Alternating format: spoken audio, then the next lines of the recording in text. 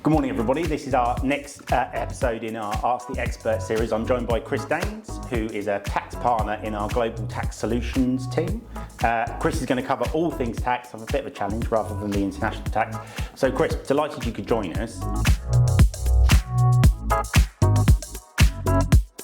So on tax then, clearly lots going on, as there always is, but I would suggest more than there has been traditionally, particularly with the Labour government coming in and taxes going up, etc., etc. So what are the major talking points in terms of tax across the board, whether it be SME, international tax? What kind of the main focus is at the moment in your kind of sector? I think the biggest challenge for business of all sizes is staying compliant in such a fast-paced, changing world. You know, our international clients are having to monitor daily changes across the globe, reacting to them, and seeing what's appropriate for the business, trying to make big decisions around workforce, around supply chain, very, very quickly. So having that nimbility is obviously massive. And then, how do you have the right procedures in place to be compliant? 20 years ago when I started, all you had to do was get a return in at the end of the year and it'd be right. That was it. Job done. Now it's like, have you got all the procedures in place to make sure that is a robust filing? Are you also assessing that everyone you're interacting with, that they're sufficiently compliant? So the responsibility has increased astronomically in that period. So it's our challenge to support clients as best we can in that kind of with that raft of new legislation that they can't keep up with. It's our responsibility to kind of distill that, provide solutions rather than just clarify technical rules. Okay, and in terms of UK tax then, obviously NICS has been a big one that's affected, I think, probably all businesses, would you say, to some degree, or where is that kind of settled now? Oh, absolutely. I think the more staff you have closer to living wage or national minimum wage, obviously going to affect you percentage-wise a lot more. But so the cost of that workforce has gone up. So what does that mean for hiring and recruitment, etc.? Talent management is obviously a challenge across the board, but those big decisions about workforce, which then brings you on to how can we utilise technology more to support businesses on that front. You see it in the supermarket, you see it everywhere, etc. But that's again quite a big strategic decision around initial spend to have longer term benefits, etc. Implementation is difficult, change management is difficult. So there's a whole raft of short-term challenges that businesses need to kind of take head on to solve their future needs, etc. And obviously lots of talk about taxes that seem to be only ever going up. I know they always have ever gone up, but seem to be increasingly be going up.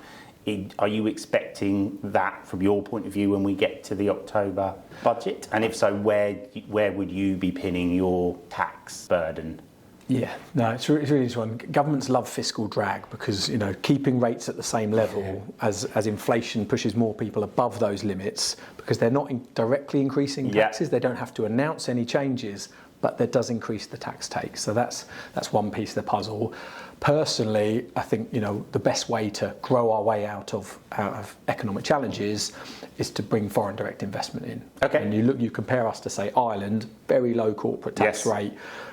Sitting there with a tax surplus, not knowing what to do with it, thinking we'll just create a war chest. You compare that to where we are, double the CT rate. It's much harder for me as an international tax person to sell the UK. When Ireland's just so close and it's got such stronger links, still got English speaking, good, talented workforce, etc., etc. So I would love to see us go back down to the to the teens, corporate tax-wise, but what we're hearing in the press, they might go the other way, which is a real short-termist policy in my personal view. Let's grab some more tax in the short term from corporates that don't vote. I get that. But however, if that means businesses are setting up mainland Europe or Ireland rather than the UK, the long-term impact of that, not paying the payroll taxes, not paying the VAT, not stimulating the economy, is the bigger challenge. So we'll have to wait and see what on that front. All I can really hope for is they keep the 25% corporate tax rate and don't increase it. Okay, and then in terms of sort of if you were in business now, what piece of advice from a tax point of view or from your general point of view, because again we see all sorts of businesses, don't we? So from your point of view, what would you be giving as sort of 2 or 3 pieces of advice for any businesses watching, whether they be SMEs, OMBs, international businesses? What would you be saying? So whether you're a finance professional or a tax professional, the challenges are, everywhere. Staying compliant, all the treasury side of things is absolutely a big challenge. So you need to surround yourself with the right people. 20 years ago, we were dealing with tax teams of 1 in large corporate. Yes. We're now dealing with tax teams of 10 or 20 in large corporates. So you need to recruit well. So and I'm a big fan of recruiting unicorn employees.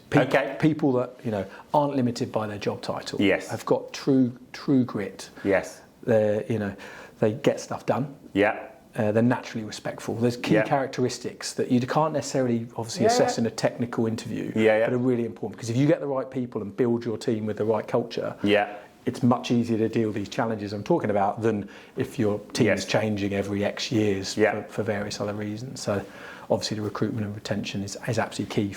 We talked about the compliance piece, the governance procedures, surrounding yourself with the right advisors, obviously, who kind of understand the business is massive, and that's not just on a country by country basis. Okay. You need to have a team of people that work with you to solve your global headaches, etc. Whether that's movement of people, intercompany transactions, duties, in this day and age for goods heavy businesses, etc., etc. And those are all areas we cover, aren't they? In terms of internally the expertise we've got, and you can reach out to within your tax team, whatever that may be, you can cover those particular issues, transfer pricing, whatever it may be. Yeah, we as a wider team, absolutely. Me personally, no, I certain wouldn't areas. expect you to know it all. Just quickly then, in terms of then where you think we'll end up come the end of the year with your crystal ball, what's the big one to watch out for? If there is going to be a tax increase, what's the big one to watch out for? It's a good question. They're gonna have to continue to increase taxes. Everyone is looking very closely at the growth rates. They're all a bit flat late last year. In fact, they announced 0.7% growth